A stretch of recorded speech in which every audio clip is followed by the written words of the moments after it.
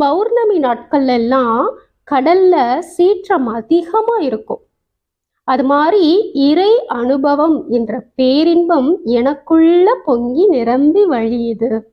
அது என்னோட மயிர்கால்கள் தோறும் ததும்பி நிக்குது அப்படின்னு சொல்றாரு. கடல் அலைகள் எப்பவும் அமைதியா தான் இருக்கும். ஆனா பௌர்ணமி நாட்கள்ல மற்றும் மற்ற நாட்களை விட கடல் அலை அதிகமா இருக்கும். மாணிக்க வாசகரும் வரகுண பாண்டியனுக்கு அமைச்சரா இருக்கும்போது சிவபெருமான அன்றாடம் பக்தியோட வழிபட்டு வருவார். அவரோட இறை அன்பும் அமைதியா மனசுக்குள்ள நிறைஞ்சு இருக்கும்.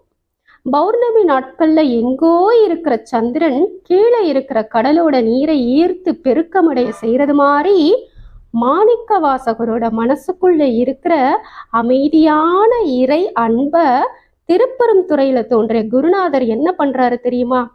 அவரோட மனசுக்குள்ள இருக்கிற அந்த அன்பை எல்லை மீறி பெருக செஞ்சு அவரையே அதுக்குள்ள மூழ்கி விடுற மாதிரி செஞ்சிடறாராம். பொங்கி எழும் அலை எப்படி புதிய இடங்களை எல்லாம் ஆக்கிரமிக்குமோ அது மாதிரி திருப்பெருந்துறையில பொங்கி எழுந்த இறை அனுபவம் மனம் என்ற இடத்தை விட்டு உடல் முழுசும் ஏன் மயிர்கால்கள்ல கூட ததும்பி இருக்கான். காதல் அனுபவத்துல கூட காதல் அனுபவத்தை எடுத்து சொல்ல முடியாது மற்றவர்களுக்கு அப்படின்னு சொல்லுவாங்க. காதல் அனுபவத்தை விட பன்மடங்கு பேரானந்தத்தை தருகின்ற இறை அனுபவத்தை எப்படி எடுத்து சொல்ல முடியும்?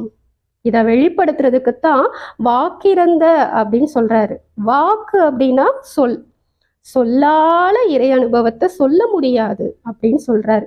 இதைத்தான் மாணிக்க வாசகர் செலும் தன்பார் கடல் திரை புரைவித்து உவா கடல் நள்ளும் நீர் உள்ளகம் ததும்பி வாக்கு இறந்து அமுதம் மயிர்கால்கள் தோறும் தேய்க்கிடச் செய்தனன் அப்படின்னு அவ்வளவு அழகா பாடியிருக்காரு. நாயை போல இழிந்தவனான என்னோட உடல் அப்படிங்கிற இந்த நாத்தம் அடிக்கிற குடிசையில தங்கிட்டியே, இப்படி நீ தங்குனதுனால எனக்குள்ள வந்த அந்த இறை அனுபவத்தை என்னோட உடம்பு முழுசும், அதாவது என்னோட தசை, குருதி, எலும்பு, மஜ்ஜை, நரம்பு, இப்படி எல்லா இடத்துலையும் பேரின்பத்தை நிறைச்சதோட இல்லாம என்னோட எலும்புக்குள்ளையும் சென்று தங்குமாறு நீ செஞ்சிட்ட.